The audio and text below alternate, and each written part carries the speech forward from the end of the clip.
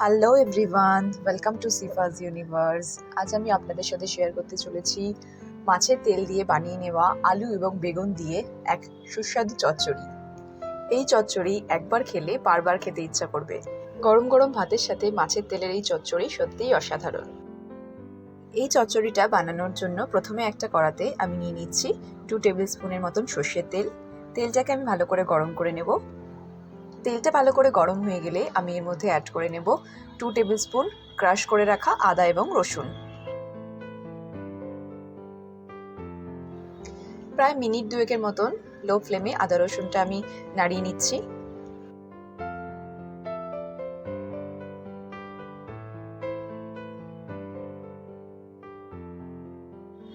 এরপর এখানে আমি অ্যাড করে নিচ্ছি একটা মিডিয়াম সাইজের পেঁয়াজ।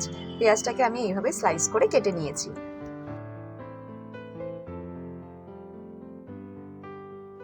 আরও 2 মিনিট মতন পেঁয়াজটা নাড়িয়ে নিয়ে আমি এখানে অ্যাড করে নিচ্ছি একটা ছোট সাইজের টমেটো কুচি।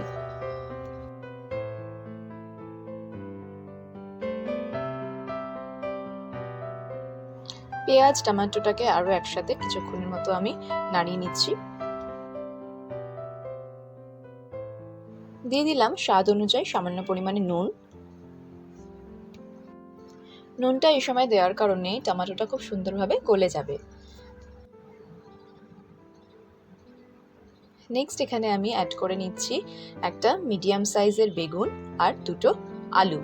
বেগুন আর আলুটাকে আমি এইভাবে কেটে নিয়েছি।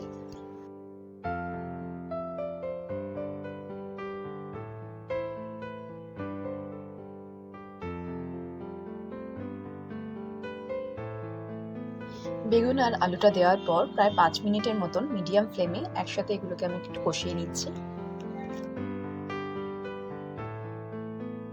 দিয়ে দিচ্ছি হাফ টেবিল স্পুন পরিমাণ হলুদ গুঁড়ো এবং হাফ টেবিল স্পুন পরিমাণ লাল লঙ্কার গুঁড়ো। হলুদ আর লঙ্কার গুঁড়োটা দেওয়ার পর আরও 2 মিনিটের মতন এগুলোকে আমি একসাথে কষিয়ে নিচ্ছি।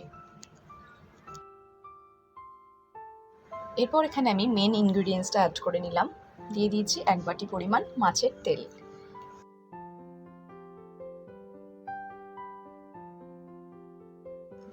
মাছের তেলটা দেওয়ার পর 2 থেকে 3 মিনিট মতন নাড়িয়ে নিয়ে আমি কড়ার লিডটা বন্ধ করে দেবো যাতে আলুটা প্রপারলি সেদ্ধ হয়ে যায়। আমরা সকলেই জানি বেগুনটা সেদ্ধ হতে টাইম লাগে না, কিন্তু আলুটা সেদ্ধ হতে একটু টাইম লাগবে, তাই আমি কড়ার লিডটা বন্ধ করে দিচ্ছি। কড়ার লিডটা বন্ধ করার আগে আমি এখানে দিয়ে দেবো 3টে চিড়ে রাখা কাঁচা লঙ্কা। কড়ার লিডটা বন্ধ করার কারণে মাছের তেলটা থেকে সম্পূর্ণভাবে তেলটা বেরিয়ে আসবে। এই কারণেই মাছের তেলটা রান্না করার সময় আমরা খুব বেশি তেল ব্যবহার করব না, কারণ পরে অনেকটাই তেল বেরিয়ে যায়। এইভাবেই ঢেকে ঢেকে আমরা রান্নাটা করে নেব যতক্ষণ না পর্যন্ত আলু এবং বেগুনটা প্রপারলি সেদ্ধ হচ্ছে। এই মাছের তেল চচ্চড়িটা একটা টিপিক্যাল বেঙ্গলি রেসিপি। যারা এখনো পর্যন্ত এই রেসিপিটা ট্রাই করেননি অবশ্যই করুন। আমি বলছি সকলেরই খুব ভালো লাগবে। ঢেকে ঢেকে প্রায় 15 মিনিটের মতন রান্না করার পরে এখানে আমার আলু এবং বেগুনটা প্রপারলি সেদ্ধ হয়ে গেছে। এরপর এখানে আমি অ্যাড করে নিচ্ছি প্রায় 1 মুঠোর মতন কুচানো ধনেপাতা। মাছের তেলে এই ধনেপাতাটা মাস্ট, এটা দেওয়ার কারণে রান্নাটা অনেকটাই সুস্বাদু হয়ে থাকে। মাছের তেলের এই রেসিপিটা বানানোর সময় অবশ্যই দেখে নেবেন মাছের তেলটা যেন একটু টাটকা হয়, নাহলে কিন্তু চচ্চড়িটা অনেক সময় তেতো হয়ে যেতে পারে। মাছের এই তেল চচ্চড়ি আমার একদম রেডি হয়ে গেছে। এখন আমি এটাকে রেস্টিং টাইমে রেখে তারপরে সার্ভ করে নেব।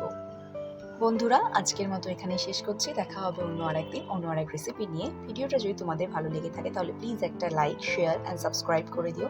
And don't forget to spread love and happiness. Thank you.